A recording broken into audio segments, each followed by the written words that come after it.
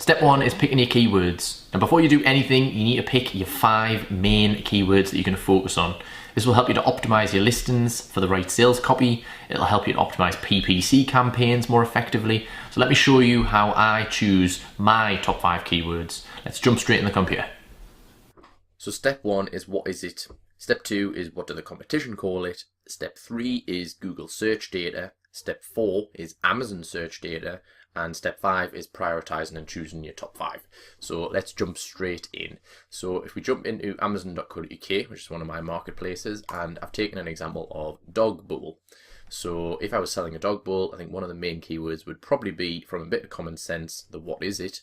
A dog bowl. So the way I like to say this is, if you went down the pub and you saw one of your friends and you gave them the product in their hand, what do they, and you ask them, what is it called? They are probably going to say dog bowl, or a dog bowl. So that's your what is it. The next is, what do the competition call it?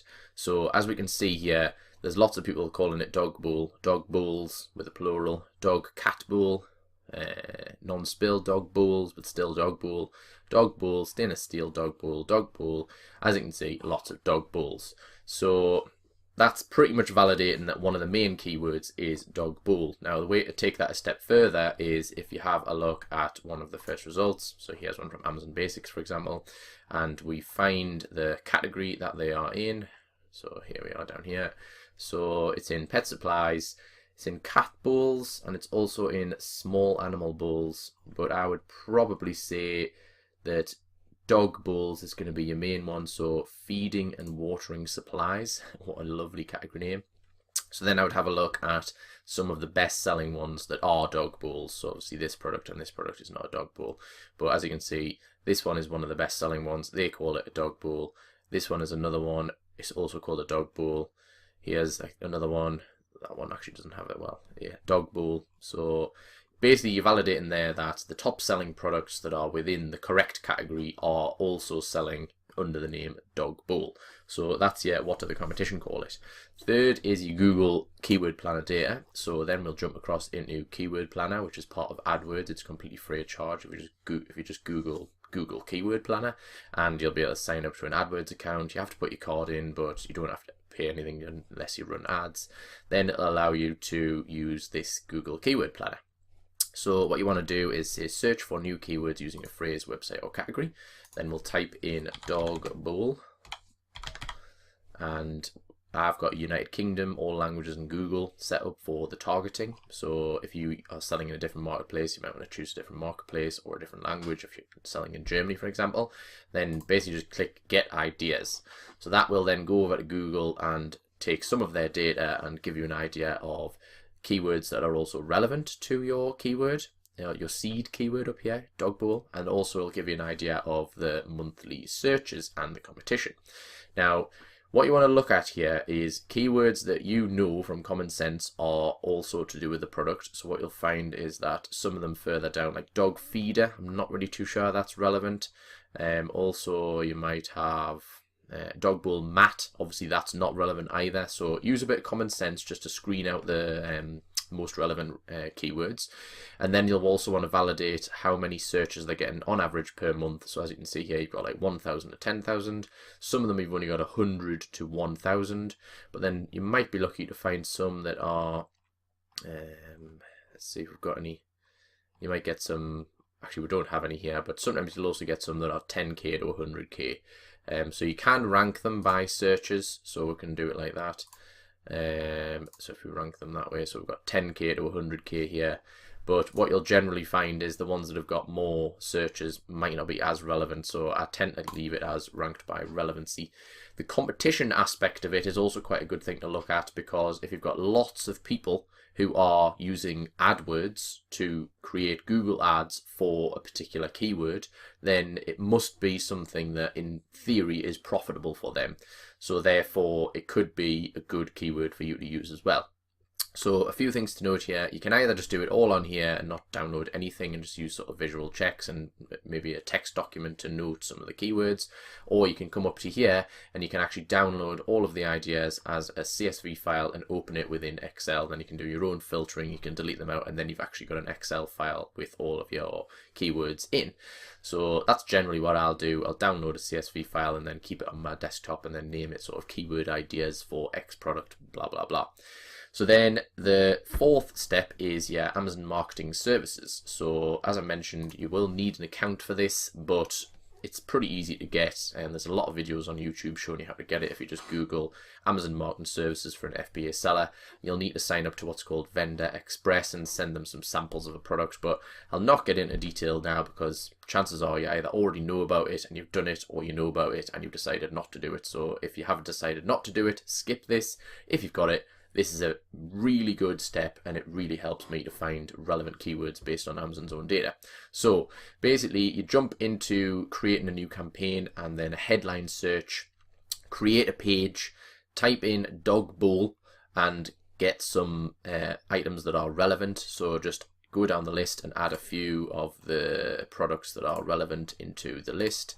The more the merrier is here, and to be honest, if you really want to get picky, then the best thing to do is find the top 10 selling dog bowls, dump their ASINs in here, and then add them all into the products added section here.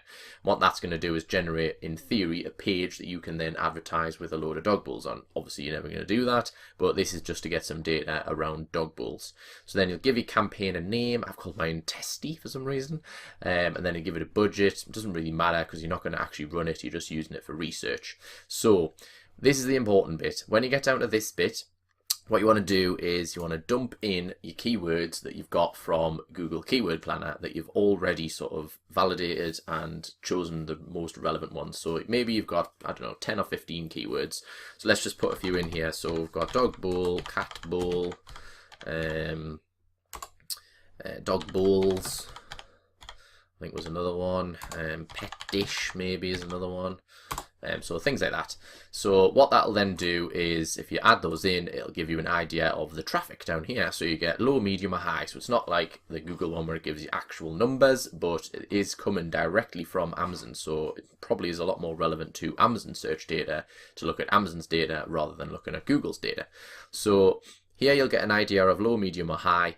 Now the best bit about this is if you type in your main keyword, for example, so dog bowl, and then it's giving you an idea of some other things. Now, unfortunately, with dog bowl in the UK, for my Amazon Marketing Services, which is UK based, there is only dog bowl, which is actually providing medium traffic. But if we just take a different example, so if we just take a smaller keyword, so dog, then you're going to get an idea of what could potentially happen with other keywords. So you've got high traffic, high traffic, medium traffic. So what I would generally do is I would take my seed keywords that I've got from Google, so that was the likes of the dog bowl, dog bowls, cat bowl, pet dish, things like that, and you would basically one at a time dump them into here. So put them into the box and then just say select all high and medium keywords, and then what that'll do is it'll put all the low and high all the high and medium keywords in terms of search volume into a list. Then you can add them in and you can move on to your next keyword. So then we'll type in cat just as an example, but obviously these are not real words. And then we'll say select all high and medium and we'll add those in as well. And then you can also go one step further and you can type in, for example, dog and then space and then the letter A, and then it'll give you an idea of anything that is dog A. So dog accessories is medium keyword, dog agility is medium keyword. So then you'll just go through and you'll do dog B and then dog C and then dog D, and you can, as you're going along, just add in all the high and medium keywords so that you have a complete array of keywords down below. So obviously here we only have a good few, but you will probably end up with a list of well over 100 keywords, and then it's just as simple as clicking the traffic thing twice, I think it is, and then it'll rank them by high to low traffic. So then you can think at the top of your list, you then in theory have keywords that you have thought are relevant for the product and your mates have thought are relevant for the product. You've seen what the competition call it. You've used that data to generate some keywords from Google search data. You've then dumped all of that into this and validated further, and now you have a pretty good idea of some priority keywords. So what you might want to do is take all of these keywords and put them into the same Excel spreadsheet that you had from Google, and then you can call that like the AMS column or whatever, and then you've got some keywords that you could potentially use in your back end or within your listing if you feel that's appropriate.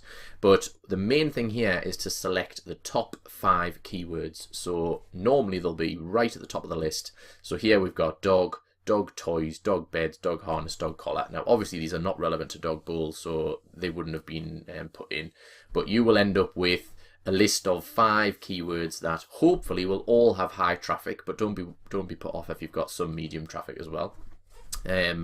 And then you can use them as your top 5 keywords. So you've prioritized them, and now they are the 5 that we will move forward with.